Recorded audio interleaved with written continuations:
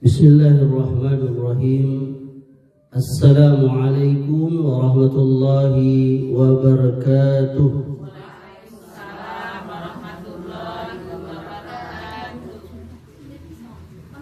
Innal hamdalillah nahmaduhu wa nasta'inuhu wa nastaghfiruh wa na'udzu billahi min shururi anfusina wa min sayyiati a'malina. من يهده الله فلا مضل له ومن يضلل فلا هادي له واشهد ان لا اله الا الله وحده لا شريك له واشهد ان محمدا عبده ورسوله صلى الله عليه وعلى اله وسلم. Ibu-ibu dan saudari-saudariku kaum muslimah, jamaah, yakni para istri atau ibu-ibu Bayangkari Brimob Kompi B,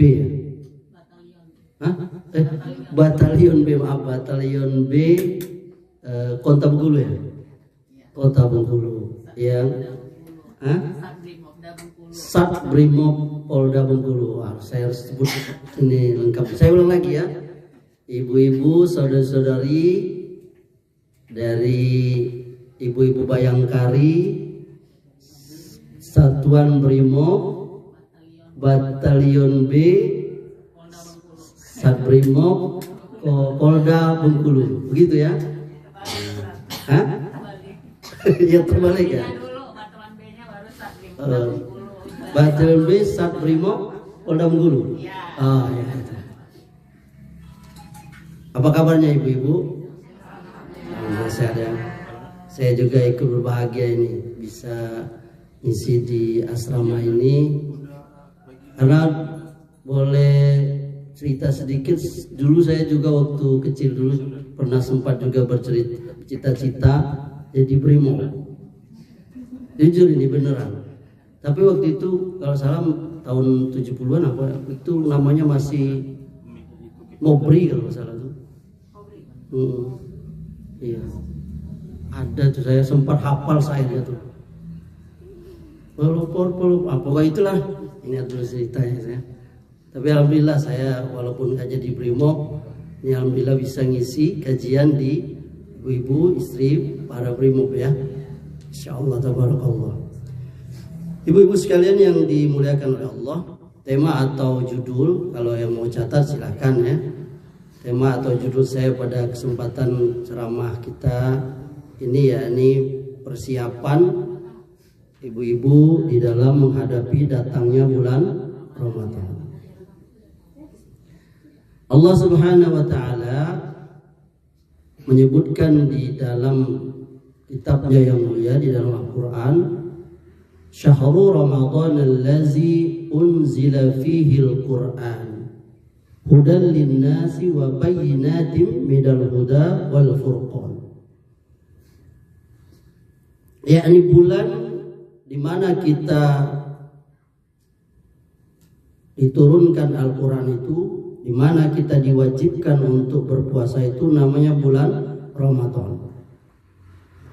Jadi kata para ulama, satu-satunya bulan, nama bulan yang disebut dengan terang di dalam Al-Quran itu yakni hanya Ramadan.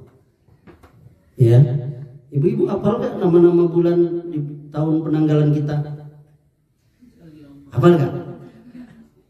Jadi penanggalan itu kan ada dua itu ya. Ada penanggalan Masehi. Itu hafal kita semua ya. Januari sampai Desember. Nah, kita banyak, padahal kita orang Muslim. Kita nggak hafal nama-nama bulan di penanggalan Hijriyah. Padahal itu lebih penting. Kenapa ibu-ibu? Hafal juga tapi balik-balik sering. Iya, alhamdulillah kalau hafal. Kenapa ibu-ibu? Karena seluruh bulan itu berkaitan dengan ibadah kita. Betul nggak? Muharram, Syafar, Rabiul Awal, Rabiul Akhir, Jumadi Awal, Jumadi Akhir, Rajab, Sya'ban, Ramadan, Syawal, Zulqa'dah, Zulhijjah. Bisa nggak hafal? Kita sama-sama ya. Muharram, Safar, Rabiul Awal, Rabiul Akhir, Jumadil Awal, Jumadil Akhir, Rajab, Sya'ban, Ramadan, Syawal, Zulqa'dah, Zulhijjah. Nanti PR ibu-ibu. Ibu hafalin di rumah. Nanti lapor sama suaminya. Ini hasil saya ngaji sama Ustadz Amri. Kenapa? Itu saya bilang tadi bahwa kita punya kebanggaan, yakni penanggalan Islam. Tapi kita nggak hafal, padahal penanggalan atau bulan-bulan Islam itu ibunda itu terkait dengan ibadah kita. Ibadah korban itu di bulan apa ibu? Zulhijjah. Ibadah puasa Ramadan. Hampir semua ibadah kita terkait dengan bulan-bulan itu. Dan bulan-bulan itu ada keistimewaannya masing-masing. Ambil dari mana namanya dan seterusnya. Nanti ada bab khusus itu. Tapi kita banyak lupa. Sebagian kita hafal bener tuh. Hari Valentine. Ya kan? Tanggal berapa? Hafal ibu. Padahal itu bukan punya kita sebenarnya itu. Itu punya si Entin itu mah. Pale entin gitu. Karena itu tradisi yang jauh dari Islam itu. Kita yang pernah, sebagian kita dulu masih remaja, masih gadis itu kan banyak sebagian kita melakukan maksiat pada waktu Valentine itu. Yang belum nikah melakukan hal-hal yang ya kita udah tahu lah, apalagi zaman sekarang. Sebenarnya jauh itu. Halloween. Alhamdulillah. Ya, udah ngaji ya. Ya kan coba lihat jauh. Sebenarnya enggak temanya, tapi ini saya masukkan di sini agar kenapa kita Ramadan itu kita sangat perhatian dengan Ramadan. Karena dia memiliki keutamaan. Dan tadi saya katakan bahwa setiap bulan itu ibu-ibu sekalian itu dia punya makna sendiri. Dalam Islam itu apa artinya Muharram, Syafar, itu maknanya apa, Rabiul Awal, itu ada semua. Termasuk Ramadan. Ramadan itu secara bahasa dia artinya pembakaran. Karena memang yakni Ramadan itu dia kalau di zaman dulu orang-orang Arab memberi nama Ramadan itu karena dia pada saat itu matahari bersinar terik. Karena memang orang-orang Arab itu memberikan nama bulan-bulan itu terkait dengan apa yang terjadi di bulan itu. Seperti bulan Safar. Kenapa dia dikasih bulan Safar ibunda? Karena pada zaman itu orang-orang Arab itu banyak melakukan safar, yakni perjalanan. Kenapa di bulan Syawal? Itu diceritakan bulan Syawal itu banyak orang menaiki yakni onta, berjalan-jalan, hiburan. Kalau istilah makanya dikasih Syawal naik. Dan semuanya itu dia memiliki makna. Dan Ramadan itu Allah jadikan dia sebagai yakni bulan di mana kita diwajibkan untuk melakukan puasa. Ayatnya kita hafal itu. Selalu dibaca kalau di bulan Ramadan ayat yang populer. Ya ayyuhallazina amanu kutiba alaikumus syiyam kama kutiba alal ladzina min qablikum la'allakum tattaqun. Kata Allah Subhanahu wa taala, hai orang-orang yang beriman, ya, diwajibkan atas kamu berpuasa sebagaimana telah diwajibkan atas orang-orang sebelum kamu, agar kamu bertakwa. Yang dipanggil di ayat ini bunda sekalian, yakni orang yang beriman. Ya, orang yang beriman, yakni orang Islam, dia berkewajiban untuk melakukan puasa ini bulan Ramadan. Bahkan dia menjadi salah satu arkanul Islam, rukun Islam, fondasi Islam itu. Syahadatain, sholat 5 waktu, membayar zakat, puasa di bulan Ramadan, haji bagi yang mampu. Lihat, puasa ini jangan main-main, salah satu rukun Islam. Siapa yang menolak, nggak ada itu puasa Ramadan tuh nggak ada, bisa kafir dia. Karena dia rukun Islam. Lalu diwajibkannya apa? Puasa. Nah, ini yang dipanggil itu yakni orang yang beriman. Kama kutiba 'alal ladzina min qablikum. Ternyata ibadah puasa ini, ibunda sekalian, ibadah yang tua. Yakni dia diwajibkan atas orang-orang sebelum kita juga. Ternyata kaum Nabi Musa, Nabi Isa, dan nabi-nabi yang lain itu punya apa? Kewajiban puasa juga. Bahkan kalau kita lihat Nabi Daud itu berat puasanya. Gimana puasa Nabi Daud?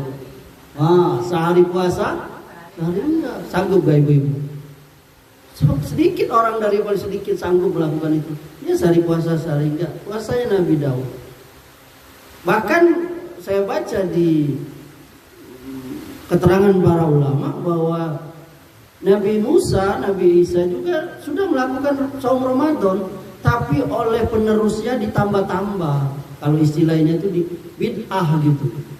Ya, ini dia berniat kalau sembuh nanti saya tambah puasanya. Jadi 29-30 jadi 40. Karena punya nazarnya, ya ini ditambahnya puasa itu jadi 10 hari, jadi 40. Jadi penuh tambahan di dalam agama mereka. Nah, di dalam syariat kita juga ibunda sekalian, ternyata ibadah puasa ini di awal-awal turunnya perintah puasa ini ibunda sekalian itu sangat berat. Kan ayat tadi kutiba alaikumusiyam itu diperintahkan kita untuk berpuasa itu turun pada tahun kedua hijrah. Berarti Nabi sudah yakni menjadi Nabi sudah 14 tahun, kan 12 tahun di mana? Di Mekah, 10 tahun di mana? Di Madinah. Nah, tahun kedua berarti tahun ke-14 kenabian, tahun kedua hijrah turun perintah surah Al-Baqarah ayat 183 itu puasa tadi. Nah, awalnya ibunda perintahnya itu berat. Kenapa berat, Ustaz? Permulaan puasa Ramadan itu ibunda, kita sahabat dulu tuh puasanya itu yakni dari mereka boleh berbukanya itu hanya dari makan dari maghrib sampai isya. Boleh makannya itu hanya dari maghrib sampai isya. Awalnya itu berat gak? Berat itu. Nah, banyaklah para sahabat itu yang mereka nggak sanggup melakukan itu. Ya. Jadi ada seorang misalnya disebutkan ada seorang sahabat namanya Qais bin Shirmah. Jadi Qais bin Shirmah ini suatu ketika dia pernah bekerja seharian, capek, haus, lapar. Ketika sampai di rumah gak ada yang dimakan. Dia minta tolong sama istrinya, istriku tolong carikan makanan. Istrinya namanya seorang istri kan, dia mungkin kalau istilah sekarang tuh cari-cari pinjaman atau apa. Pulang dia ke rumah, ternyata suaminya sudah tertidur. Maka dia nggak mau bangunkan. Karena apa? Tadi kita katakan pada zaman permulaan Islam itu orang boleh makan, boleh minum, boleh campur itu hanya dari batas maghrib sampai isya. Atau kalau dia sudah tertidur nggak boleh lagi makan minum. Jadi istrinya tadi kesian. Akhirnya Qais tadi, sahabat Qais tadi, dia melakukan puasa berarti dia nggak makan itu selama 2 hari. capek, jadi merasa capek nih dia ngadu kepada yang lain. Gimana? Ternyata sahabat Umar pun terjadi, ya ini suatu ketika padahal sudah sholat isya, pada isya kan nggak boleh lagi, dia mendekati istrinya, mencampuri istrinya. Ya namanya syahwat pada istri kan, kadang suami dia nggak ini. Lalu dia merasa akhirnya dia mengadu kepada Nabi. Dan Nabi SAW, Allah Maha Tahu, menunggu wahyu. Akhirnya turunlah wahyu. Nanti ibunda bisa lihat ya, itu yang menjadi asbabun nuzul surah Al-Baqarah ayat 187. Nanti ibunda catat, silahkan dicatat. Kalau ada pulpen, ada pena atau di HP-nya dicatat. Jadi Allah langsung menurunkan penggalan akhir dari ayat 187 surah Al-Baqarah. Apa kata Allah? Wa kulu washrabu hatta yatabayyana lakumul khaytul abyadu minal khaytil aswadi minal fajri. Kata Allah, dan makan dan minumlah kamu sehingga nyata kepadamu benang putih dari benang hitam, yakni minal fajr, yakni waktu fajar. Akhirnya para sahabat pun bergembira, yakni mereka boleh makan, boleh minum yang awalnya hanya dari yakni maghrib sampai isya. Mereka boleh makan minum sampai waktu fajar, yakni masuknya sholat waktu subuh, yakni azan subuh. Mereka bergembira. Jadi sebenarnya ibunda sekalian, awalnya berat itu. Nah, kita bersyukur kepada Allah. Allah Subhanahu wa taala menjadikan yakni ibadah bagi kita itu namanya ringan, karena memang prinsip dasar agama kita ini ibunda, yakni inna dina yusrun. Agama kita ini mudah. Agama kita ini mudah. Saya ulang, agama kita ini mudah. Beratnya agama ini hanya bagi dua orang. Yang pertama, orang yang tidak punya ilmu. Orang kalau nggak punya ilmu, berat agama ini. Dia nggak tahu ilmunya, sehingga jadi, padahal misalnya waktu perjalanan, kalau kita punya ilmu, ya kan, kita tahu bahwa kalau kita lagi safar itu kita boleh, yakni sholat itu menjamaknya, ya kan, jadi ringan.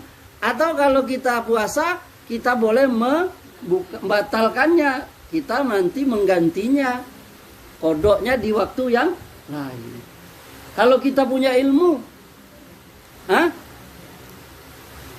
maka kita akan tahu bahwa sholat itu boleh dalam keadaan semampu kita. Yakni kalau kita nggak mampu berdiri, kita apa? Duduk. Kalau kita nggak mampu duduk, apa? Berbaring. Kita nggak mampu miring, kita celentang. Nggak mampu juga berisyarat. Coba lihat itu. Jadi agama kita mudah, asal punya ilmu. Orang kalau nggak punya ilmu begitu ibunda, bahaya. Dalam dunia saja kita kalau nggak punya ilmu tuh bahaya ibunda, ya kan? Gak usah lah pakai ini ya, mati. Saya agak jerit-jerit dikit lah, nggak apa-apa. Dengar ya. Berat kita kalau nggak punya ilmu itu ibunda. Apa saja di dunia saja, kalau saya kasih contoh ini. Dulu saya waktu masih nyantri dulu, ada pernah diajak makan di hotel berbintang berapa lah, apa bintang 7 atau apalah tuh, obat sakit kepala itu. Jadi datanglah makanan pertama itu. Saya makan, semua kawan-kawan makan. Bahkan punya orang kita makan juga, namanya santri kan. Bahkan saya udah hampir kenyang gitu. Ternyata datang lagi makanan. Rupanya yang kita makan tadi itu apa ibunda? Namanya makanan pembuka. Apa namanya itu ibunda? Gadget apa? Dessert. Rupanya ada istilah dessert, appetizer, apalagi satunya? Pokoknya makanan pembuka, makanan utama, makanan penutup. Rupanya makanan utama tuh lebih ini. Kita pikir tadi makan. Coba lihat. Nggak punya ilmunya. Yang kedua, ini contoh saya aja tuh. Dulu waktu nyantri pernah main sama teman saya bertiga nih. Ada teman saya satu dari pelosok, orang Sumatera Selatan, dari pelosok, dari kebon, dari orang, namanya orang dalam kan, dari orang susah, nggak ngerti apa kehidupan kota. Termasuk saya juga waktu dari Jambi. Ketika liburan mainlah ke rumah teman kita yang satunya. Teman kita ini orang kaya benar dia. Mainlah ke situ kan.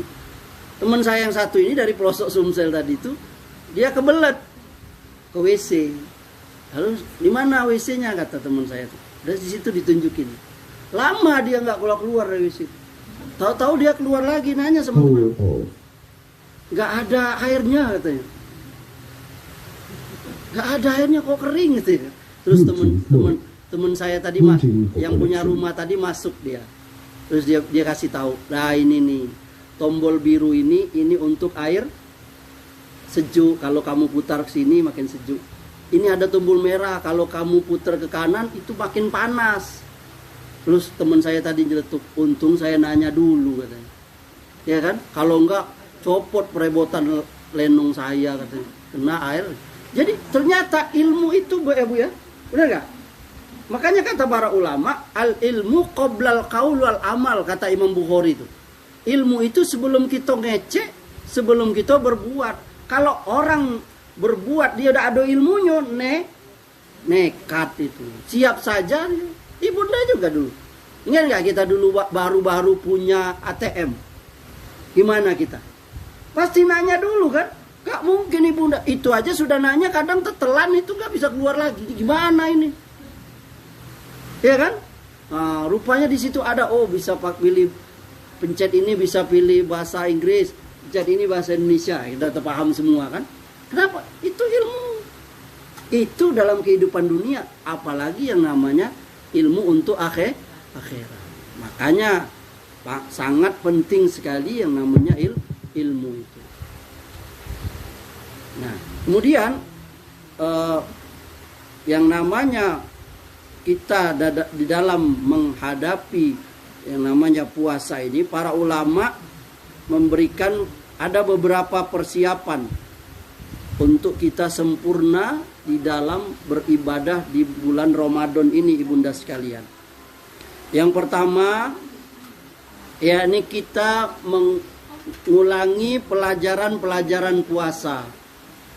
Nah, termasuk yang dilakukan ibunda ini. Ini salah satu cara mempersiapkan menghadapi bulan Ramadan. Ya kan? Ya, ini kita membuka lagi pelajaran-pelajaran yang berkaitan dengan ibadah puasa. Tentu kalau kita mau kupas di sini banyak sekali. Bisa berhari-hari bab-bab yang berkaitan dengan puasa saja. Apalagi dengan berkaitan dengan ibadah-ibadah yang lain. Karena di dalam Ramadan itu tidak hanya ibadah puasa. Itu yang paling utama. Tapi ada yang namanya ibadah qiyamul lailnya, tarawihnya. Ada ibadah baca Qur'annya. Ada ibadah sedekahnya. Ada ibadah iktikafnya. Dan banyak ibadah lain. Maka haruslah seorang muslimah, terutama ibu sekalian, mengulang-ulangi lagi pelajaran puasa itu. Di zaman sekarang ini lebih mudah lagi kan untuk mengulang-ulang ilmu itu. Ibunda bisa mendengarkan ceramah para ustadz lewat media-media yang ada itu. Entah namanya internet, YouTube, apa dan segala macamnya. Mungkin searching di Google dan itu hanya kemudahan di zaman sekarang ini. Kemudian yang kedua, persiapan ibunda sekalian di dalam menghadapi bulan Ramadan ini, yakni dengan memperlihatkan kegembiraan. Nah, itu harus yakni gembira menghadapi Ramadan ini. Harus ada nanti malah sebaliknya yakni nggak mau. bergembira, malah berduka, aduh bentar lagi puasa nih, tidak bisa lagi makan, ya kan, tidak bisa lagi sarapan, aduh harus bangun subuh-subuh, iya kan, ya kan harus, iya harus, ibu-ibu malah bukan bergembira, malah berduka, aduh harus bangun lagi. Tahu nggak ibu-ibu, saya sering ngomong sama ibu-ibu, sebenarnya ya ibu-ibu, ibu-ibulah harusnya yang paling banyak pahalanya di bulan Ramadan. Kenapa? Karena suksesnya kami, yakni para suami, anak di rumah, itu ibu-ibu. Di saat suami ibu masih ngorok, maaf ya, ibu kan udah bangun. Siapa yang pertama kali bangun di rumah itu? Ibu-ibu. Bapaknya juga bangun, tapi mama, bangun, dia yang bangun, disuruh maknya bangun. Tapi ibu-ibu yang sibuk di mana? Di dapur. Bapak bangunin juga, walaupun brimob ya, istrinya juga disuruhnya. Siap, kata istrinya. Siap sama ibu. Dia renggok-renggok. Ibu-ibu nih pahalanya banyak nih. Dia bangunin anaknya, anakku bangun. Kalau nggak mau dipercikin, janji nanti malam kalau adek, abang kalau nggak bangun mama percikin ya kan? Iya mah, ada juga mau bangun. Nanti dikasih lagi bujuk. Kalau adek berhasil puasa setengah bulan, kan adek nanti dibeliin ini ya kan? Itu cara ibu, dan kita juga begitu kan dulu di waktu kita masih anak-anak dididik oleh orang tua kita. Ibu-ibu tuh paling banyak pahalanya. Jangan khawatir kalau ibu ikhlas. Makanya tadi tuh nyambung yang tadi tuh. Dua orang yang berat dalam beribadah itu. Dua orang yang berat dalam beribadah itu. Yang tadi itu apa? Tidak berilmu. Yang lagi. Yang kedua, yakni yang tidak ikhlas. Orang tidak ikhlas itu berat ibu. Ibu aja, ya, anak ibu disuruh oleh ibu ambil korek api. Ada tak korek api itu beratnya 1 kilo? Tapi kalau dia udah ikhlas, misalnya lagi main HP atau lagi nggawekan video, ibu suruh korek api itu rasa beratnya 1 ton. Kenapa? Karena tidak ikhlas. Nah, dapat kuncinya ya, 2. Orang yang mudah dalam itu, yakni orang yang pertama yang berilmu, orang yang ikhlas. Orang yang berat atau payah dalam beribadah tuh, yang pertama nggak punya ilmunya, yang kedua tidak ikhlas. Kalau kedua-duanya ada di diri orang itu, alamat sengsara lah dia. Sudahlah tidak berilmu, tidak ikhlas lagi. Sudah. Nah, ibu-ibu tadi tuh lihat, ibu-ibu ikhlas. Bahkan udah niat, bismillah ya Allah, aku mau niat mau puasa di bulan Ramadan ini. Istri saya aja, waduh mudah-mudahan lah headnya nanti jangan di awal Ramadan. Karena dia ingin supaya bisa melaksanakan nikmat puasa di awal. Tapi namanya perempuan, kalau selama dia sudah dewasa lalu belum menopause, maka dia pasti akan mengalami siklus itu. Nggak ada yang bisa sempurna selama sebulan penuh. Jarang wanita yang normal ibu ya. Benar nggak bu? Ya biasanya nanti seminggu atau 20 hari nanti dia naik. Tapi yakinlah ibu-ibu bahwa ibu-ibu harus bergembira. Yakni apa? Karena akan datang bulan di mana ibunda, ibu-ibu sekalian, saudariku sekalian, kaum muslimah sekalian akan mendulang pahala dari amal yang ibunda sekalian. Jangan anggap remeh ibu masak di pagi-pagi buta itu untuk mempersiapkan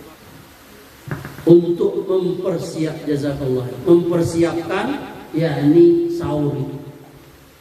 Termasuk juga untuk mempersiapkan bukuan yang kata ibu tadi, orson dan apa tadi? Orson apa? Sirup. Sirup. Sirup ya. Itu. Apa nama merek itu yang itulah pokoknya saya juga nggak hafal. Jadi ngiler juga saya. Minum dulu lah Irsonnya.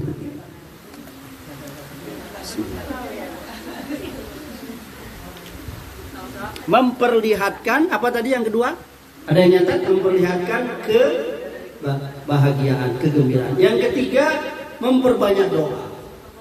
Marhabannya Ramadan, selamat datang Ramadan. Karena Ramadan itu tamu, ya kan? Dia akan datang. Maka kita berdoa agar kita bisa berjumpa dengan Ramadan. Ramadan itu pasti datang.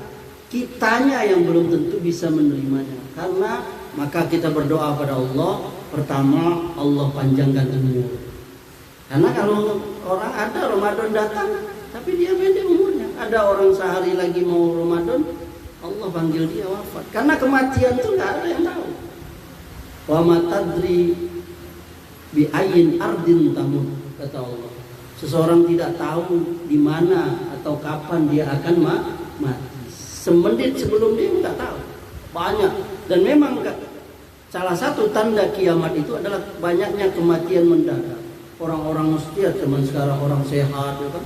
Kita lihat, oh si anu tahu-tahu sehat mati. Oh si itu mati dia.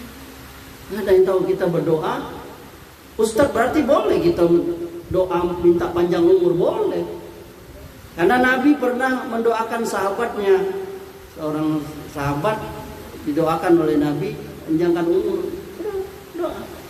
Kita juga, tapi yang lebih utama itu yakni minta berkah umur. Karena orang panjang umur tapi banyak berbuat maksiat, malah tambah ngumpulin dosa. Nah, jadi kemudian yang kedua minta sehat. Karena kalau datang Ramadan sakit, nah, ya juga, ya kan? Jadi minta panjang umur dan minta sehat. Ibu jangan lupa itu. Ustaz boleh tak saya berdoa minta mobil CRV? Ya boleh kan?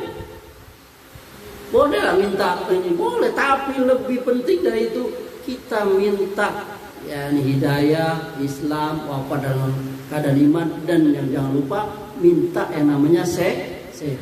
Orang kalau nikmat sehat itu kalau bisa dia sehat, dia minta tukar seluruh harta yang dia punya.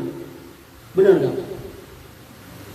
Kalau ibu sakit, coba lihat orang-orang sakit. Sekali-sekali ibu, coba orang ibu-ibu Brimo pastilah pernah melihat orang sakit kan. Kita boleh tamasya atau sekali-sekali juga kita tamasya ke rumah sakit, ke kuburan, rumah sakit. Aduh. Kita aja ibu, kalau lagi sakit, tidak usahlah sakit apa yang berat-berat, sakit sariawan aja. Sariawan ini lidah, sariawannya di sini, agak segede inilah, sini, di lidah, ujung lidah. Makanan seenak apapun, ibu duit punya di rekening miliaran juga, makan nggak enak gimana? Rasanya jadi makan rendang, gulai tunjang, sebutlah yang enak-enak, nggak ada rasa. Kalau hilang dari sisi kita, ya ini nikmat sehat itu. Makanya kata Nabi, dua nikmat yang sering dilupakan manusia itu ibu-ibu, as-sihahu wal farah. Nikmat sehat dan nikmat waktu luang. Baru setengah jam ya, tadi 1 jam ya. Kemudian yang berapa? Ketiga tadi ya, memperbanyak doa. Banyaklah doa agar bisa bertemu Ramadan, panjang umur, sehat dan waktu luang. Karena sebagian orang juga mengeluh, dia bertemu Ramadan tapi nggak bisa optimal misalnya sholat. Saya banyak teman saya nggak bisa optimal misalnya sholat tarawih. Kenapa? Disibukkan oleh kerja. Ibu tahu nggak orang-orang yang kerja di pabrik, kerja di sip-sipan itu karyawan ya kan? Ada yang sampai malam menangis mereka. Orang-orang di Jakarta, kita di Bengkulu, mereka jangankan itu, nggak usah kan kerja apa. Transportasi aja habis waktu mereka di mana? Di jalan itu. Ya, nikmat kita ini. Yang keempat, menguatkan semangat. Nah, ibu-ibu harus siapkan itu. Ya, ini semangat aku harus bisa ini mengumpulkan pundi-pundi pahala selama aku di bulan Ramadan. Tadi tuh saya ingatkan hal yang dianggap remeh oleh ibu-ibu, yakni membantu kesuksesan di dalam rumah suami dan ibu-ibu. anak-anak ibu-ibu, keluarga yang di rumah membantu kesuksesan yakni puasa mereka. Boleh tak Ustadz saya belikan suami saya makanan kesukaannya? Boleh tak Ustadz saya masakkan anak saya lauk kesukaannya? Sangat boleh, bahkan boleh jadi wajib. Apalagi dia minta request, "Ma, bikinin abang ini," ya kan? Nanti untuk apa? Buka, puasa atau sahur. Wah, bahkan ibu mungkin boleh jadi bikin 2 macam lauk, 3 macam, karena bapaknya beda, anaknya 2 beda puluh, ibu beda lagi. Terpaksa itu, walaupun porsinya sedikit. Payah Ustadz lah, zaman sekarang mah mudah, ada namanya GoFood. Ya kan udah ibu mau beli apa aja ya kan? Oh, suaminya mau beli udah beli, mau beli, asal ada apa? Ada PT-nya, minta sama suaminya lah. Kemudian tadi apa? Menguatkan semangat. Yang kelima, menyiapkan, merawat bibit-bibit amalan yang akan kita tanam di bulan Ramadan. Nah, ibarat katanya itu, yakni bulan Ramadan itu adalah bulan kita berkebun. Ibaratnya berkebun. Kita punya kebun, kita pakai sebulan, ada airnya, kita yang sebagai penanamnya, maka kita harus menyiapkan dan kita rawat bibit-bibit yang mau kita tanam itu. Makanya kenapa Nabi SAW yakni beliau memperbanyak puasa di bulan Sya'ban itu dalam rangka mempersiapkan bibit-bibit tadi sehingga terbiasa. Kenapa ibu-ibu bulan Sya'ban mungkin sudah mulai, yang kemarin tidak sholat malam udah rajin lagi bangun, supaya mempersiapkan bibit-bibit nanti agar mudah yakni bangun nanti di bulan Ramadan. Bahkan ibu-ibu sudah mempersiapkan tadi jam bekernya, barangkali di HP sudah segala macam, dan juga perlengkapan duniawinya. Boleh tak Ustaz? Ya boleh saja, selama tidak berlebihan. Oleh karenanya yang terakhir, yakni yang ke-6, yakni melenyapkan tradisi-tradisi yang memberatkan. Jadi kalau ada tradisi-tradisi yang memberatkan kita, maka nggak perlu kita laksanakan. Apa itu Ustaz? Ya banyak. Misalnya harus beli ini, harus beli itu. Kalau nggak punya uang kenapa? Sampai nyuruh suami harus, pokoknya aku udah tahu bang, harus ada Orson digolosin. Lakinya lagi buntung, gajian belum. Rekening gak ada. Gimana lagi, malah nanti berbuat yang aneh-aneh suaminya. Nah kan, maka jangan, sudah kita didik anak kita. Kalau memang kita nggak sanggup, ya nggak apa-apa nak. Yang puasa itu yang diharapkan puasanya, bukan apa yang dimakan. Kalau ada nggak apa-apa. Harus beli kurma ajwa, nggak juga. Kurma ajwa itu mahal. Berapa ibu sekarang? Ya pokoknya mahal lah Ustaz. Ya kan, kurma ajwa itu kurma yang paling mahal. Ya kita harus akui ya kan. Jangan kita memaksakan diri. Lenyapkanlah tradisi-tradisi yang memberatkan kita itu tadi. Ya kita bersiapan sesuai dengan kemampuan. Jangan belum memaksakan suami, bu aku tidak mau tahu bang, pokoknya belikan aku itu mukena baru dari Sutra. Dari mana? Dari Teheran. Ya Allah deh. Berapa harganya? Cuma 15 juta bang. Ya Allah. Ini termasuk yang memberatkan. Dan kita udah, kalau memang masih ada mukena yang lama, udah kita sabar kepada Allah. Atau berdoa kepada Allah. Nanti apa? Jadi pokoknya hal-hal yang seperti ini tidak patut sebagai seorang muslimah kita memberatkan hal yang tersebut itu. Nah itulah dia, yakni 6 hal, yakni persiapan barangkali secara umum yang harus kita siapkan berkaitan dengan datangnya bulan Ramadan ini. Masih ada waktu ya ini sekitar 20 menit lagi. Barangkali ada yang ingin tanya materi yang baru saya sampaikan tadi, atau ada pertanyaan lain berkaitan dengan hal yang lain bukan dengan materi yang saya sampaikan, atau pertanyaan berkaitan tema yang lain selain puasa, boleh silakan. Kalau nggak ada, nanti kita lanjutkan dengan bab berikutnya. Ya, oh ya, ada ininya. Ini.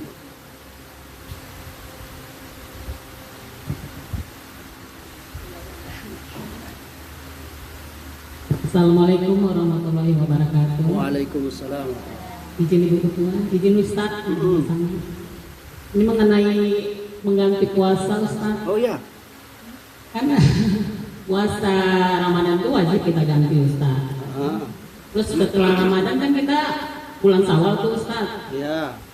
Di bulan Syawal itu juga ada yang bagus juga puasanya kan, puasa Syawal Ustaz.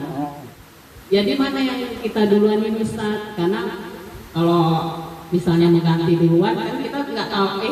Kalau mengganti duluan takutnya nanti nggak dulu dapat Syawal tuh. Tapi kalau Syawal duluan takutnya kita kan nggak tahu umur kita Ustaz. Nah gitu. Yang menurut Ustaz yang mana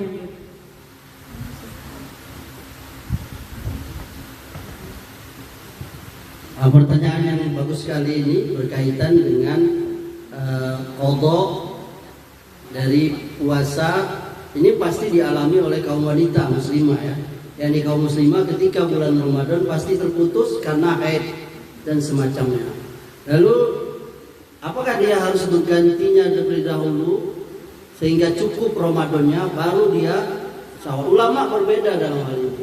Kalau dari letterlek, ya ini hadisnya itu yang kata Nabi, barang siapa yang berpuasa sebulan penuh Ramadan lalu dia melanjutkannya dengan 6 hari puasa Syawal, maka seolah-olah dia puasa setahun penuh. Letterleknya memang harus secara tekstualnya. Kenapa seolah dihitung yakni setahun Ustaz? Karena pahala di dalam Islam itu dibalas dengan 10 kali satu pahala, satu amalan itu, bahkan lebih. Bahkan kalau infak itu, masalul ladzina yunfikuna amwalahum fi sabilillahi kamathali habbah ambatat sab'a sanabila fi kulli sumbulatin mi'atu habbah wallahu yudhaifu liman yasha wallahu wasi'un alim.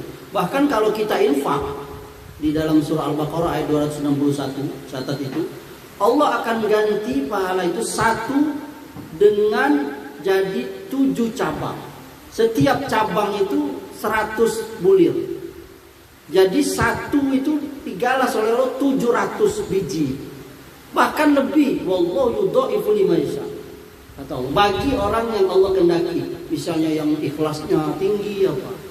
Nah, puasa itu, jadi kesimpulannya para ulama mengatakan Allah akan mengganti banjaran itu satu minimal 10. Berarti kalau kita puasa 1 hari seolah-olah kita puasa 10 hari. Berarti kalau kita puasa 30 hari berarti kita seolah puasa 300 hari. Maka kalau kita menggenapkannya 6 hari, maka ditambah 6 hari dikali 10, 60. Maka sehari dalam setahun itu jumlahnya kurang lebih 360. Berapa setahun? 300 kurang lebih 360. Berarti makanya dihitung 300 itu pahalanya. Maka kalau dilihat teks itu, maka dia harus yakni dia membayar dulu. Tapi khusus perempuan ada bicaraan lain dari sebagian ulama juga, karena mungkin kesibukan kita ya biasa ya kan. Tentu kita kesulitan perempuan itu untuk membayar dahulu puasa Ramadannya tadi. Sementara dia ingin juga yakni dapat pahala seolah setahun tadi, maka yang terbaik adalah apa yang mudah bagi ibunda sekalian. Maka kalau ibunda bisa puasa Syawal dulu 6 hari, silakan. Nanti membayar sisa Ramadannya, yakni yang belum terbayar tadi. Biasa ibu-ibu berapa sih dalam sebulan itu libur puasanya? 10 ya? 7 sampai 10 hari lah ya, yang normal ya, kecuali yang apa? Hah? Oh, ketemunya. Oh, tapi jumlahnya tetap ini kan? Ujungnya ya. Oh, intinya 10 hari sampai 15 hari lah ya. Bisa nggak? Banyak kan? 7 atau 10 hari lah yang normal. Nah, berarti ibunda puasa Ramadan, nanti boleh puasa Syawal 6 hari, nanti baru ganti puasa yang wajib tadi. Ustadz, puasa yang wajib tadi saya ganti, apa harus langsung bulan Syawal? Enggak. Aisyah itu istri Nabi, beliau pernah membayar atau mengganti puasanya yang tertinggal itu di bulan Sya'ban. Berarti tahun besoknya mau ya ini mau puasa ya kan? Maka ibunda boleh membayarnya cicil. Istri saya itu kadang sehari, kadang dalam itu lihat apa namanya dia mau bayar puasa. Apakah harus ini Ustadz beriringan? Enggak. Pokoknya ibu ingat-ingat berapa puasa yang tertinggal Ramadan, ibu ganti. Gantinya selama setahun. Kalau masalah umur enggak masalah. Jadi kewajiban yang belum terlaksana oleh kita, kalau memang niat kita mau mengerjakannya, maka Allah akan ampuni, kecuali kalau ibu nggak ada niat mau membayarnya. Kita ini, ya kan? Kita kan niat nanti mau sholat asar, pasti kan sebagai seorang muslimah ya kan? Nanti umur kita nggak sampai belum sholat asar, dihitung dosa nggak? Enggak, orang kita belum masuk waktu asarnya. Begitu juga tadi. Nah, persoalannya nanti kalau wafat, itu masuk lagi. Apakah ahli warisnya dia menggantinya atau enggak? Ini ada pembicaraan sendiri. Ya, ini ahli warisnya, ya ini menggantinya puasa itu. Kalau dia anaknya, dia boleh ganti puasa emaknya. Tadi puasa emaknya berapa? Tertinggal. Ya gitu. Atau dia membayarkan apa? Fidyahnya lah. Yang paling ini membayar fidyah emaknya tadi. Misalnya emaknya, mama tadi kemarin tuh puasanya belum sempat, dia udah meninggal Ustaz. Berapa tertinggal? 8 hari lah dia headnya. Itu bayar fidyahnya. Kasih makan 8 orang. Paham ibu? Tapi fidyahnya itu maksimal, mana tahu kita kan nggak tahu berapa jumlahnya. Ya diperkirakan lah maksimalnya atau minimalnya. Diperkirakan minimalnya berapa hari lah. Rata-rata head wanita atau apa ya kan. Nah, nanti berkenaan lagi misalnya ini bicara fikih kayaknya. Masalah fikih wanita tidak jauh dari yang namanya head, itu udah pasti lah ya. Kemudian nifas ya kan. Nifas. Nah, itu kalau saya pribadi ini ulama juga khilaf. Nifas itu apakah wanita itu menggantinya di hari yang lain atau dia dengan membayar fidyah. Ini pembicaraannya panjang sekali kalau di fikih. Tapi saya pribadi mengambil pendapat ulama yang cukup membayar fidyah saja, tanpa dia menggantinya, mengkodoknya di hari yang lain. Kenapa? Saya setelah membaca pendapat-pendapat mazhab para ulama ini, karena bagaimana dengan wanita yang beranak terus? Bisa nggak? Bisa jadi loh. Zaman dulu itu kakek-kakek saya tuh ada yang anaknya 12, ada yang 10 ya kan. Kita aja yang kelahiran 60-an 70-an itu rata-rata anaknya 6 ya kan. Saya aja 6 beradik nih. Kami yang anak-anak tahun 80-an ya kan, itu 6 beradik. Jaraknya berapa, Bu? Setahun 2 tahun. Ya zaman dulu KB belum ini kan. Hamil terus kan. Jadi terus anak tuh rumahnya sempit dulu ya kan. Zaman sini juga di anak saya 5. Nah, apalagi ini. Jadi sepertinya wanita akan kesulitan kalau dia harus apa? harus membayar puasa tadi, yakni mengganti dengan puasa. Maka insya Allah jawaban yang mudah bagi perempuan, cukup bagi dia, yakni membayar fidyah. Ustaz, tapi saya mau bayar dengan puasa juga, boleh juga. Nanti ibu-ibu misalnya sudah stop beranaknya, melahirkannya, dia mau, ingat puasa dulu, dia mau bayarnya, boleh juga. Nanti sempurnalah dia, sudahlah dia bayar dia nanti kodok lagi puasa, itu kemudahan. Tapi Ustaz, saya nggak sanggup lagi puasa Ustaz, ya kan? Saya cukup bayar fidyah, nggak apa-apa juga, karena agama kita ini mudah. Coba lihat di zaman Nabi, Bu. Emang di zaman kita doang? Di zaman Nabi juga pernah, Ibu, datang sahabat laki-laki, mungkin pengantin baru lah atau apa. Ya Rasulullah, ngapo? Kalau bahasa ini saya terjemahkan bahasa supaya mudah. Kenapa? Aduh, ya Rasulullah, saya nggak tahan ini dengan istri saya. Terjadilah apa yang terjadi. Terus bagaimana ya Rasulullah? Kata Rasulullah, kau harus bebaskan budak. Supaya mana ada budak, itu mahal zaman itu kan? Tidak ada kau, bisa ya Rasulullah. Ya sudah, kau harus wajib menggantinya puasa 2 bulan berturut-turut. Ya Rasulullah, nak 2 bulan, sebulan lebih aku tidak sanggup, kata sahabat tadi. Rasulullah kesenyum dia.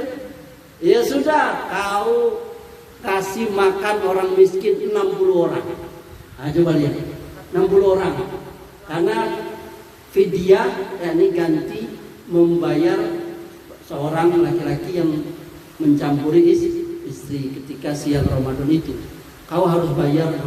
Ya Rasulullah, jangan karena aku paling miskin, ya Allah.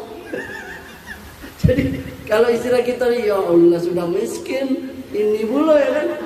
Kata Rasulullah, ya sudahlah, diambil oleh Rasulullah korma, sudahlah kau bagikan ini untuk orang miskin. Lihat itu ajaran Islam. Jadi ini mudah. Jadi apa yang selama itu dalam koridor syariat, persoalan perbedaan dan ibu tadi silahkan mana yang mudah. Terjawab ibu-ibu, pertanyaan 1 jawabannya 2. 1 tadi saya kasih bonus. Biasanya ibu-ibu suka korting, diskon ditambah bonus. Biasanya ibu-ibu gitu. Ada lagi katanya nggak? Hah? Nggak ada? Nah, pakai ini nggak? Pakai. Silakan. Assalamualaikum warahmatullahi wabarakatuh. Waalaikumsalam. Iya, Ustaz menanyakan, jadi misal begini, kan sering kami mengalami saat bulan Ramadan itu saat datang haid, anggaplah biasanya kami itu kan 5 sampai 7 hari lah gitu ya. 5 hari selesai, kami pikir sudah selesai kan Ustaz, jadi kita besoknya udah mulai berpuasa. Terus beraktivitas seperti biasa, siang cek keluar misalnya Ustaz. Nah pas udah mendekati waktu azan maghrib, pulang ke rumah, pas kita mandi mau persiapan, ternyata ada Flag. gitu ya, flag gitu. Nah itu hukumnya bagaimana Ustaz? Apakah tadi puasa kita dari pagi sampai menjelang itu sah? Atau kalau nggak sah, apakah pahalanya disamakan dengan kita berpuasa 1 hari tapi dianggap tidak puasa kayak gitu Ustaz? Terima kasih Ustaz. Assalamualaikum warahmatullahi wabarakatuh. Ini yang memang hal yang terjadi dan lumrah ditanyakan ibu-ibu. Hal-hal yang berkaitan dengan aktivitas wanita bulanan itu, tamu bulanan itu ya. Jadi bagaimana seorang wanita dia puasa, datang haid, lalu dia menyangka haidnya seperti biasa. Ibu kan bisa memperkirakan kan? Kayaknya udah selesai nih, udah mandi, lalu dia berpuasa. Ketika tadi mau buka puasa, datang lagi flagnya. Yakin ibu itu darah haid? Kalau yakin batal. Tapi ibu dapat pahala, tetap dapat pahala, nggak mungkin. Faman ya'mal misqala dzarratin khairan ya. Amal baik sebesar biji sawi yang ibu dapat pahala. Walaupun nanti ibu tetap wajib menggantinya. Paham ibu? Nah, jadi tetap batal. Karena memang sebagian wanita ada yang seperti itu, tidak semua ya. Dia tahu-tahunya bahkan maaf sudah ini dengan suaminya lagi ya kan, di luar Ramadan, ya. Tahu-tahu datang lagi dia ya sudah, insya Allah tetap dapat pahala, tapi tidak terhitung sudah dia berpuasa, batal puasanya. Tapi nggak semua wanita ya, ada yang nggak juga kan. Rata-rata gitu ya. Selama nongkrong itu biasanya Ustaz sampai 15 hari itu batasnya itu, misalnya kan sudah 15 hari itu keluar nasi Ustaz, gimana Ustaz? Apa namanya? Kalau darahnya tetap keluar. Iya, kalau darahnya tetap keluar, yakin itu darah haid, bukan darah penyakit, maka batal. Tidak boleh melakukan hal-hal ibadah yang diharamkan ketika wanita lagi haid. Apa? Sholat, apa? Puasa, apa? Tawaf misalnya. Ibadah yang lain Ustaz ya boleh.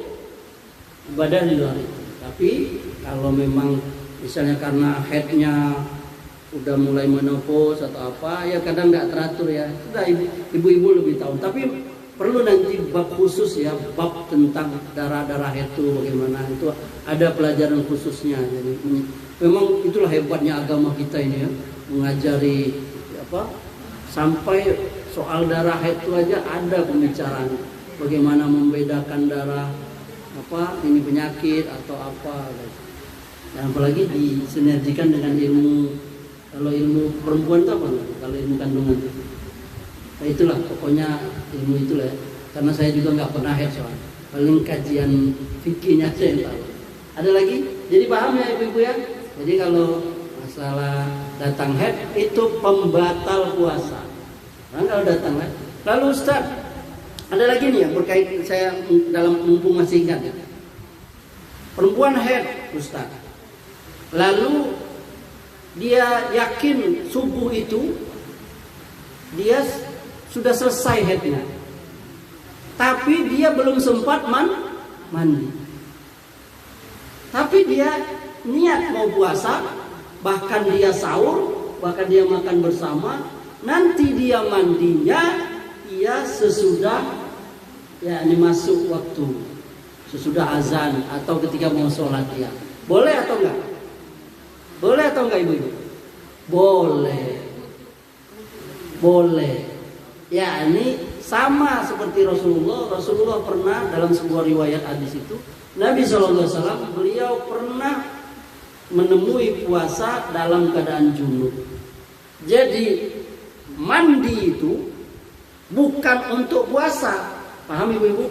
Bukan untuk syarat sah puasa, tapi syarat sah sholat. Paham ibu-ibu?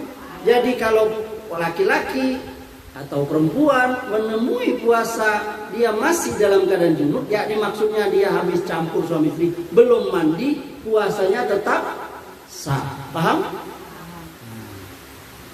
Itu kadang ini terlintas di pikiran saya karena ini memang ya ini hal-hal yang terjadi di sekitar kita setiap bulan puasa. Yakni seorang perempuan kadang kala tahu-tahu dia bersihnya itu menjelang subuh. Bahkan boleh jadi dia yakin karena ya setiap bulan kan tahu dia, wah ini udah bersih nih kayaknya. Sementara dia belum mandi. Bahkan dari pertanyaannya tadi tuh, Ustadz bagaimana kalau kita makan dalam keadaan junub ya kan? Karena ibu tadi maaf sudah melayani suami malamnya, belum mandi. Sementara nggak keburu lagi kalau mau mandi harus masak, nyiapin ya kan? Boleh nggak Ustadz kami masak-masak? Boleh, walaupun belum mandi. Nah, tadi ibu sebutkan sunat itu ya ini berwudu dulu boleh. Kalau mau wudu dulu boleh. Enggak wudu Ustaz boleh juga. Karena ya ini berwudu sesudah campur suami istri, berwudu sebelum makan, sebelum tidur, ya ini itu hukumnya hanya sunnah saja. Karena sebagian orang mungkin capek atau karena dingin dia belum mau mandi dulu, itu boleh. Jadi terjawab ya, perempuan kalau dia selesai haidnya atau dia habis melayani suaminya, dia belum mandi, dia sunat wudu dulu, atau dia nggak wudhu juga nggak apa-apa, dia boleh masak, beraktivitas seperti biasa, lalu dia makan apa, nanti sesudahnya baru mau sholat dia baru mandi, puasanya terhitung sah. Terjawab ibu-ibu? Nah, ada muskil lagi, ada yang bingung? Ada yang ingin tanya lagi? Nah, ini pas 1 jam ya. Tapi ada yang ingin tanya lagi? Kalau nggak ada, kita tadi udah janji 1 jam ya. Ini saya untuk YouTube saya ini jadi 1 jam. 1 jam ya? Nggak ada? Nah, barangkali cukup sampai di sini kajian kita. Insyaallah taala bermanfaat. Mari kita mengucapkan selamat datang yakni Ramadan. Kita berdoa kepada Allah Subhanahu wa taala, mudah-mudahan Allah panjangkan umur kita, sehatkan kita betul-betul. Demikian. Subhanakallahumma bihamdika, asyhadu an la ilaha illa anta, astaghfiruka wa atubu ilaik. Wabillahi taufiq wa hidayah. Assalamualaikum warahmatullahi wabarakatuh.